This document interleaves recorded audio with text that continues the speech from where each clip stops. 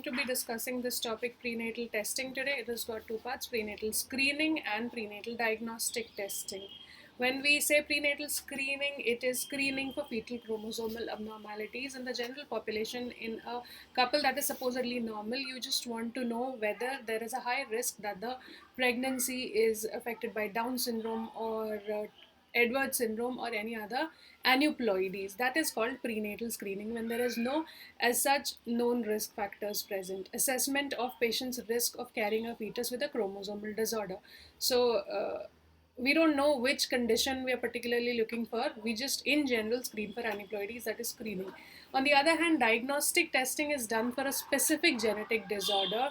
When we have a specific disorder in our mind, either through prenatal screening there's an increased risk of Down syndrome or any other aneuploidy, or the family or the couple are carriers of a certain genetic mutation. So when you have a particular disorder in mind which you specifically want to rule out, it is called prenatal diagnostic testing. Here we have to determine with as much certainty as possible. Prenatal screening, on the other hand, just tells you that there's an increased risk of a certain aneuploidy, but diagnostic testing confirms whether that aneuploidy is present or not present.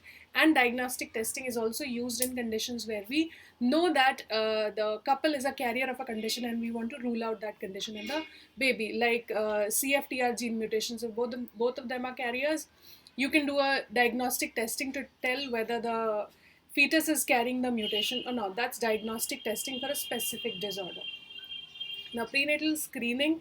So, first part is prenatal screening. We'll start discussing prenatal screening here. Individuals with normal karyotype have 23 pairs of chromosomes, which is called diploidy or euploidy. If there's a deviation from this, it is called aneuploidy. There's an extra chromosome or a missing chromosome, like trisomy 21 is an extra chromosome, or monosomy X, which results in Turner syndrome, is a missing chromosome. That's aneuploidy. Then there is a different kind of genetic or chromosomal abnormality called copy number variants. Here there is deletions or duplications, a loss or gain of small portion of chromosome. This comes under the name copy number variants. When we do prenatal screening, the tests that are available currently, our aim is only to rule out aneuploidy in the fetus.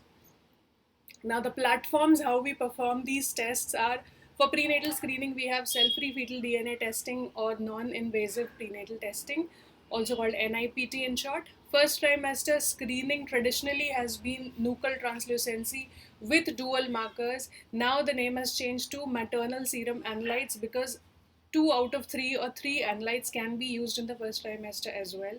Then second trimester screening, earlier we did only triple screen. Now quad screen is considered to be better. Pentascreen is relatively new and we don't have much data on that. Then you have diagnostic testing. For diagnostic testing, you want a little bit of fetal tissue to run a genetic test on it and to confirm the diagnosis. So we can get that fetal tissue through chorionic villus sampling, amniocentesis, or fetal blood sampling. Now, I went through the last 4 years, 8 question papers of DNB. Almost all question papers had 1 or 2 questions on these topics, prenatal genetic testing. So if you see screening, you have questions on cell-free fetal DNA testing or NIPT, one and the same thing. Then you have all the tests for methods of screening, trimester-wise screening in a female with previous history of Down syndrome. Here they want to ask you, if you want to rule out Down syndrome, what all tests will you do in each trimesters? Then what is Down syndrome? What are the screening methods? Screening for aneuploidies, biochemical screening for Down syndrome. So screening is a very common question. Then the other common question is NIPT or cell-free fetal DNA testing. Then from the diagnostic test part, prenatal diagnostic testing, you have fetal blood sampling, chorionic villus sampling, and another question on chorionic villus sampling. So it's a very important topic. That's why I chose to discuss this. We'll first talk about the modalities used in prenatal screening. Now, what are the chromosomal anomalies that we want to rule out in a live-born infant? What are the most common anomalies which we want to rule out through screening? The incidence of anomalies is 1 in 150 live births. So we want to diagnose that one case in 150 live births that could be carrying an aneuploidy, and we want to terminate it before it's born. So trisomy 21 is the commonest trisomy, or aneuploidy rather. It is 1 in 700 live births. 18 or Edwards syndrome is 1 in 3000. Patau is rarer, 1 in 6000. Klinefelter is the commonest sex chromosome aneuploidy, 1 in 500 male births. So it is only male births. That's how you can say that trisomy 21 is more common than Klinefelter's, because here the denominator is only male births in Klinefelter's. Then Turner's, the incidence is 1 in 2500. Right, what are the risk factors? One, you must be knowing increasing maternal age. As the age increases, the chances of conceiving an aneuploid fetus increases. A translocation in the mother or the father also increases the risk of chromosomal abnormality in the offspring. Having a previous pregnancy with a chromosomal abnormality, prenatal ultrasound. If ultrasound is showing features of Down syndrome or Edwards Apatow, that increases the risk, or screen positive result. That is one of your screening tests. Cell-free fetal DNA or first trimester or second trimester screenings are abnormal. These all increase the risk for possibility of chromosomal anomalies in the fetus. The screening tests that we will be discussing today are cell-free DNA testing, first trimester NT and maternal serum analytes, second trimester triple quad or penta screens. Now this is a table which summarizes when these tests are done and what happens to them in Down syndrome. So this is specifically about Down syndrome because Down syndrome is so much more common than the other aneuploidies. Now NT is nuchal translucency. In Down syndrome, there's increase in nuchal translucency or increased in nuchal translucency thickness. The period of gestation when we do these first trimester screens are 11 to 13 plus 6 weeks or 13 weeks and 6 days. The detection rate is 64 to 70% when NT is used alone. Now, when you use first trimester screening, NT plus serum analytes, we have NT plus 2 or more of these, PA-PPA, beta-HCG and AFP. Again, the period of gestation is the same. The corresponding CRL has also been mentioned in certain guidelines, 38 to 45 to 85 millimeters. The detection rate is 82 to 87%.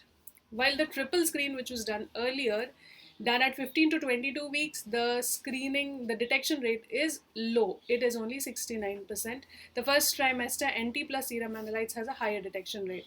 Quad screen has an acceptable detection rate of 80%, and cell-free fetal DNA is now recommended as the first screening test to be done because it has a detection rate which is much higher, 99%, at a false positive rate of 0.13%. The other 4 tests that we discussed have a false positive rate of 5%. When the false positive rate is kept constant at 5%, those are the detection rates mentioned in the table. Right, so that's just an overview of all the tests. If you see, the first trimester tests can be done up to 13 plus 6 weeks. Triple screen and quad screen or the second trimester screens can be done up to 22 weeks. But in India, since we have to terminate a pregnancy if an abnormality is found out, we have to terminate it before 20 weeks. That's why you have to do the test, have a confirmatory report well before in time. So at least by 18 or 19 weeks, you should do these screening tests. Latest by 19 weeks, definitely around 18 weeks. Right, so let's see all of these individually. First trimester screening, we already discussed, it is done when the crown rump length is 38 to 45 millimeters and 84 millimeters or corresponding to 10 to 14 weeks of gestation. This includes nuchal translucency, serum analytes, which includes 2 or more of beta-HCG, PA-PPA and alpha-fetoprotein. And apart from that, other maternal factors like age, history of aneuploidy, weight, race, number of fetuses are also considered. And finally, the report is given in the form of risk for each of these trisomies. So they tell you that the risk of trisomy 18 is say 1 in 100. That means it is increased. It is more than the cutoff of 1 in 150. That's how they give you the report. They don't give you that the fetus is carrying Down syndrome or has trisomy 13 or 21. They just tell you that the risk of Downs is so much, the risk of 13 is so much, 21 is so much. Right, so that's how these screening tests report their results. Nuchal translucency, you get 5 marks questions on nuchal translucency, various aspects, and how to measure nuchal translucency. That's why this is also very important for us. It refers to the fluid filled space on the dorsal aspect of fetal neck. Normally, it is 3 millimeters. Measurement more than 3 millimeters or above the 99th percentile is associated with aneuploidies or structural anomalies. More the nuchal translucency, higher is the risk of adverse fetal outcomes. Now, how to measure has been asked a few times. The fetus must be in mid-sagittal imaging plane. Vertebral column should be facing the bottom of the screen like it is shown on the picture on the right side. Magnification so that only head and upper thorax are seen, so that up to 1 millimeter you will be able to measure. The difference of 1 millimeter will be measured. Fetal head should not be extended off legs, that will stretch out the nuchal translucency. Fetus should be free floating and there should be amniotic fluid between the fetal neck and the uterine wall. Then where to place the calipers? It will be helpful in the exam if you draw this simple diagram. The calipers, you have to measure only the translucency, not the skin thickness. Right, so this is the translucency fluid in the neck, that probably is the amniotic fluid, and this side is the fetus's head and face. So we measure only the translucency. This is how you keep the calipers inside the hyperechoic edges, and the widest part of the translucency is measured. So when you are asked how to measure nuchal translucency, these are all the points that should come in your answer. And it'll be difficult to draw this diagram. This one is easy to draw. If you draw this, the examiner will know that you have your concepts clear. Right, one small diagram does the trick in most of the answers. That's a bigger picture of how to measure NT. Now, what are these conditions where nuchal translucency is increased? One we already saw trisomies like Down syndrome. Then even in Turner syndrome, the nuchal translucency is increased. Then there are a number of structural defects and syndromes which are not related to a particular aneuploidy but may result to increased nuchal translucency because of increased third space fluid collection. So most of these structural defects either are cardiac anomalies or other anomalies which lead to edema in the fetus. Then miscarriage. Now, if the nuchal translucency is high, the chances of early pregnancy loss are higher. It is 1.6 when NT is between 99 and 95th percentile. That is, if it is at the higher end, the chances of pregnancy loss are 1.6%, and if it is as high as 6.5 millimeters, the chance of pregnancy loss has been calculated to 20%. Parvovirus infection, because it causes fetal anemia and resultant edema. That's why parvovirus B19 infection may also be associated with increased nuchal translucency. Then the list of non-aneuploidy structural defects and syndromes which can cause increased nuchal translucency is also important. Congenital heart diseases.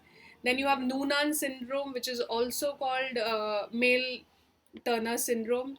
Congenital diaphragmatic herniation, omphalocele, skeletal dysplasias, Smith-Lemli-Optis syndrome, Vactal group of syndromes.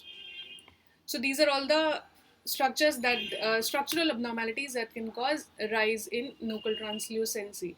So when you're asked a question on nuchal translucency, these are all the points you have to mention. What is the limit? How much is more? What are the conditions where it is increased? And how you measure it. Right, coming to the second trimester screening methods.